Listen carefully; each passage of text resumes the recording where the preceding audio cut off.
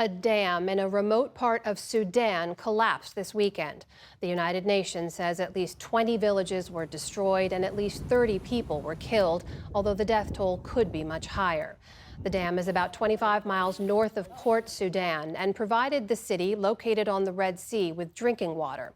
Port Sudan is where many civilians fled because of the country's bitter civil war between the army and a rogue militia, the Rapid Support Forces. In total, 11 million Sudanese have been forced from their homes in what's now the world's largest displacement crisis. Up to 150,000 people are feared dead, and millions more face unimaginable trauma. In her third report from the front lines in Sudan, with support from the Pulitzer Center, special correspondent Layla Molana Allen follows along with some of the families desperately searching for sanctuary. A perilous journey, inching along the front line with only the occasional cover of the mountains. As we're led through the rough sands by an armed escort of Sudanese soldiers, black plumes of smoke from fresh shelling rise through the air. But we're not going to the battle zone. We're here to meet Sudanese families trying to outrun the conflict. To get out, they have to make it through this treacherous strip alone. This is the northernmost point of Omdurman, where displaced people arrive having escaped from frontline and RSF-held territory. We're wearing protective equipment because in recent days, the RSF has been shelling this area. Even as people make it here after their dangerous journey, they're still not safe yet.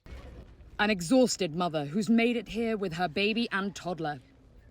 الضرب فيها كتير طلعنا كلنا من منطقتنا.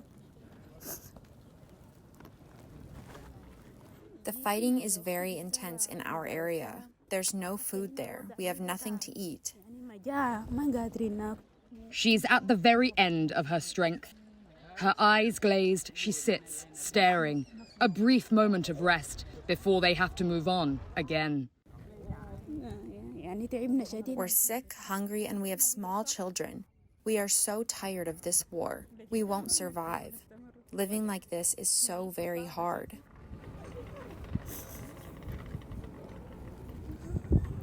All these families arrived just this morning. They are a few of the millions of civilians traversing the country, forced from their homes by this bloody war. If they're lucky, they can afford a seat in a minibus or a donkey cart. But for most, it's an arduous journey on foot, covering hundreds of miles in the baking heat. They're running from the greatest of horrors: looting, killing, rape, at the hands of Rapid Support Forces militiamen. At this construction site in Gadaref, the air is thick with the trauma of what they've endured. There are thousands of people staying in this makeshift reception center. They're practically in the open air, completely exposed to the heat of the day and the wind at night. They're hoping for a spot in an official displacement camp. But with so many people arriving, there just isn't space. And many of them have fled from other displacement camps that have now been overrun by the RSF.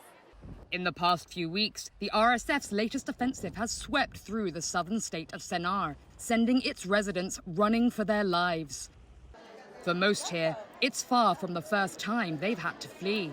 This is the 5th time Salma's family has been displaced by this war. 4 of her 6 kids are younger than 5. The journey was long and rough, sleeping on a blanket on the roadside each night, fending off snakes and scorpions. 10 days on the road from place to place until we got here. When they said they were hungry, I told them we're almost there. When they said they were too tired, I told them we're almost there. I would point and promise them, look, your father will be there when we arrive. But their father was not at the end of the long road. He stayed behind to earn money for his family when they first fled. Salma hasn't heard from him since. The attacks happened so fast, family members are often separated. When the RSF descended on their first displacement shelter, her neighbor was out trying to find work. So Salma grabbed the woman's teenage daughters, along with her own kids, and ran. I couldn't leave them behind. Until now, there's no news about their mother, not even a phone call. With no work to be had, they survive on the kindness of others. Volunteers distribute 1 meal a day to the families. And locals from the city bring what they have to share. But now, fears of an attack on Gadaref are growing. Salma doesn't know if she has the strength to run again. A few weeks ago, there were shells, machine guns, and snipers. We had to sleep under the beds. If the RSF comes here, I am not going anywhere. I will die here. I can't bear to be displaced yet again. With nowhere to house the onslaught of people, schools, closed since the beginning of the war, have become shelters. At this girls' school, students were clamoring to continue classes, but didn't want to make the temporary residents homeless. So the principal found a compromise.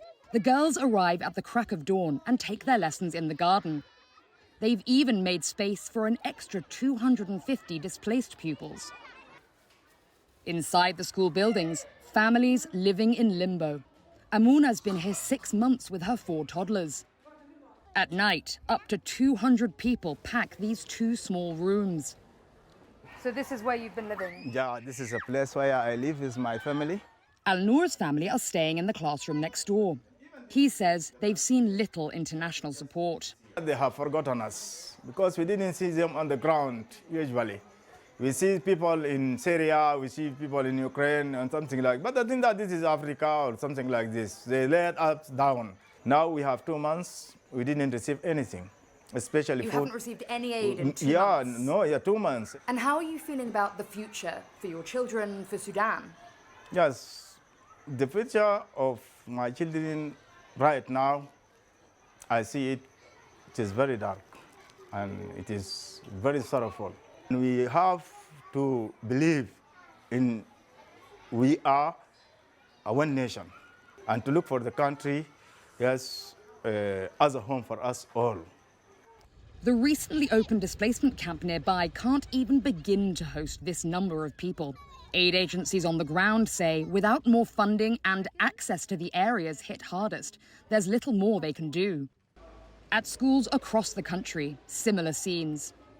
These families have just fled Tuti, a tiny island in the center of Khartoum state. Fleeing RSF territory is extremely dangerous. For Muhammad's family, facing daily shelling and shooting and arbitrary arrest by militiamen, the risk of staying any longer was even worse. They were firing shells, which hit houses and people. The bullets were the worst because they were everywhere. There was no water, no electricity for 11 months. People sent us medicine from outside, but the militiamen confiscated them. People died because of the lack of treatment. Both Muhammad and his wife have diabetes. It was time to go, but only if they could afford the RSF's hefty exit bribes.